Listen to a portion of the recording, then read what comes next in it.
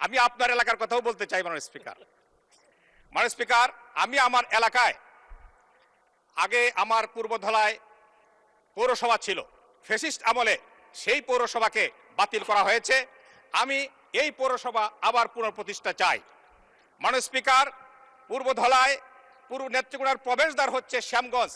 এই শ্যামগঞ্জে আমি একটি বাইপাস চাই মাননীয় স্পিকার।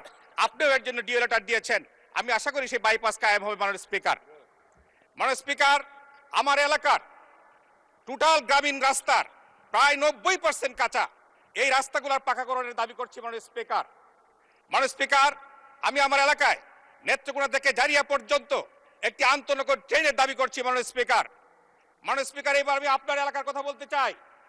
আমাদের দেউডুকুর সেতু, এই দেউডুকুর সেতুর ওই পারে আপনি, এই পারে আমি, মাঝখানে কংস নদী।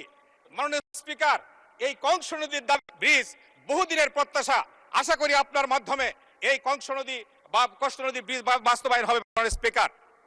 মাননীয় স্পিকার, মাননীয় স্পিকার, আমি আপনার মাধ্যমে আমি চাই আপনার মাধ্যমে জারিয়া থেকে দুর্গাপুর হয়ে কলমাপন্দা পর্যন্ত রেল লাইন এক্সটেনশন হবে মাননীয় স্পিকার।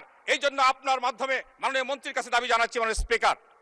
মাননীয় স্পিকার, আরেকটি গুরুত্বপূর্ণ বিষয় আপনার এলাকায় সমস্বরী নদীর যে বালি, সেই বালি উত্তোলন বন্ধ হয়ে যাওয়ার কারণে হাজার হাজার শ্রমিক বেকার হয়ে গিয়েছে মাননীয় স্পিকার।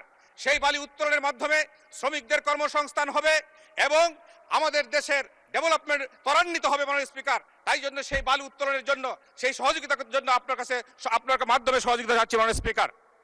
মাননীয় স্পিকার, আমি আপনাকে ধন্যবাদ জানাই। পরিশেষে আপনার মাধ্যমে